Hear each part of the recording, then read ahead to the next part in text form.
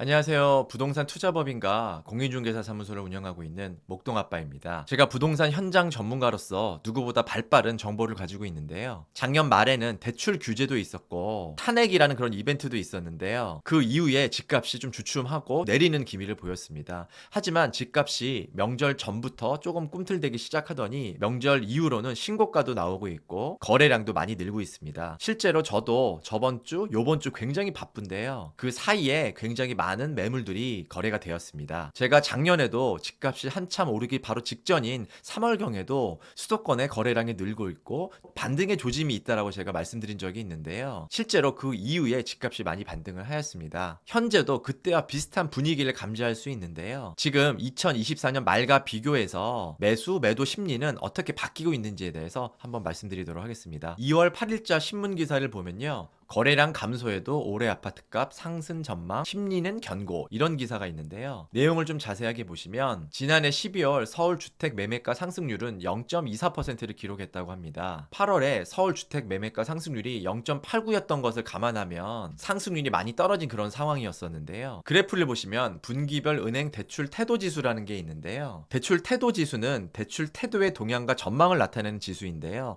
마이너스 100에서 플러스 100 사이의 값을 갖습니다. 대출 태도 지수가 플러스면 대출 조건을 완화하려는 은행이 많다는 뜻이고 마이너스면 조건을 강화하려는 곳이 많다는 뜻입니다. 표에서 보듯이 작년 4분기에는 마이너스 27을 기록을 했는데요. 그 이유는 작년에 집값이 많이 올라서 정부에서 대출을 옥죄기 시작을 했고요. 그로 인해 대출 금리가 단기간에 한 1% 정도가 올랐습니다. 그리고 탄핵이라는 그런 이벤트를 맞이하게 되는데요. 그로 인해서 부동산 심리는 많이 위축이 되고 얼어붙었습니다. 하지만 작년 전체로만 보면 부동산 시장은 상승한 그런 시장이었는데요. 지난해 서울 주택 매매 거래량은 전년 대비해서 44%가 올랐습니다. 최근 3년간 통계를 보더라도 2020년보다 23년, 23년보다 24년에 주택 거래량이 많았다라고 합니다. 마찬가지로 지난해 하반기 이후 악화됐지만 집값 상승을 전망하는 심리는 크게 악화되지 않았고 올해 1월 주택 가격 전망 소비자 지수는 101을 기록했다고 합니다. 해당 지수는 100을 초과하면 집값이 지금보다 오를 것이라고 보는 소비자가 많다는 의미인데요. 대통령 탄핵 전국으로 시장이 불확실성이 커졌음에도 불구하고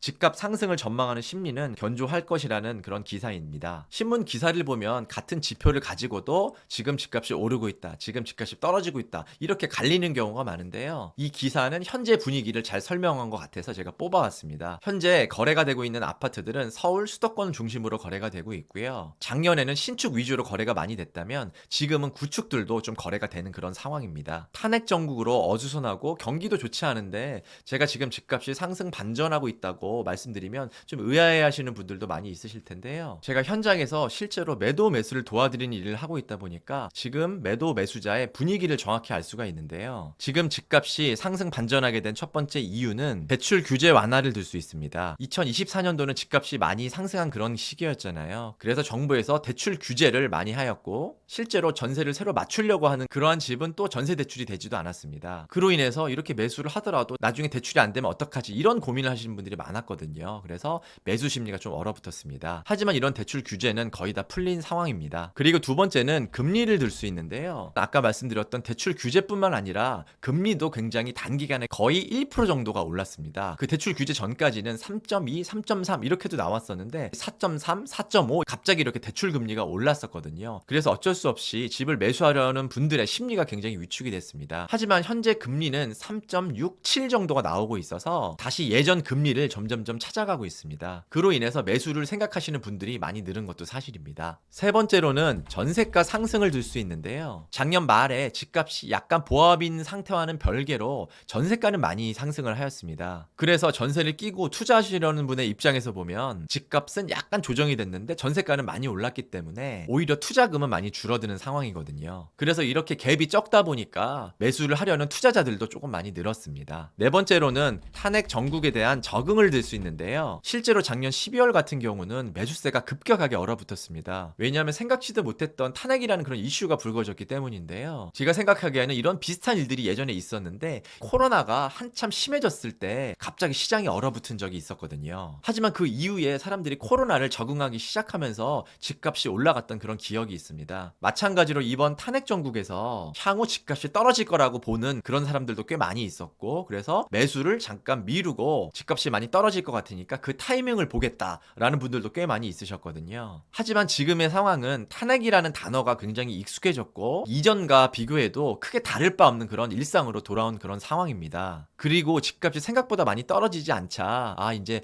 매수를 해야겠다라고 생각하시는 분들도 꽤 많이 늘었습니다. 다섯 번째로는 공급 부족을 들 수 있는데요. 많은 분들이 아시다시피 올해, 내년, 내후년 서울에 있는 신축 아파트 공급이 점점점 줄어드는 거 알고 있으시잖아요. 서울에서 아파트를 공급할 수 있는 방법은 재건축, 재개발밖에 없는데 이게 공사비 인상으로 인해서 진행이 빨리 되지 않고 있는 그런 상황이잖아요. 그래서 앞으로 서울에 대한 공급은 계속해서 부족할 수밖에 없다라는 인식을 많은 사람들이 가지고 있는 것 같습니다. 그리고 여섯 번째로는 분양가 상승을 들 수 있는데요. 서울의 신축 분양가를 보면 투기 과열지구여서 분양가 상한제가 적용된 그런 아파트 단지들을 제외하고는 분양가가 주변 집값과 비슷하거나 오히려 비싼 경우도 많거든요. 그래서 예전처럼 분양 자체가 되기도 어려울 뿐더러 분양을 받더라도 큰 이익을 얻기가 어렵다라는 생각을 하고 있는 것 같습니다. 그래서 이런 분양을 기다리기보다는 오히려 주변에 신축을 매수해야겠다라는 그런 움직임이 더 많거든요. 지금의 집값 분위기를 말씀드리자면 명절 전에 중상급지 신축 위주로 매수세가 좀 많이 붙었었고요. 명절 이후에는 준신축, 구축까지도 조금 매수세가 붙고 거래가 상당히 많이 되었습니다. 이 분위기가 작년 같은 전체적인 대세 상승으로 이어질지 아직 예단하기는 어렵지만 집값 하락은 멈추었고 집값 상승에 대한 모멘텀이 점점 커지고 있는 그런 상황이라고 말씀드릴 수 있을 것 같습니다. 제가 부동산 투자법인과 더불어 서울, 경기, 인천 부동산 매도 매수를 진행하는 공인중개사 사무소도 운영하고 있기 때문에 부동산 매도 매수 관심 있으신 분들은 아래 댓글 확인하시면 자세하게 상담 안내 나와 있습니다. 지금까지 목동아빠였습니다. 감사합니다.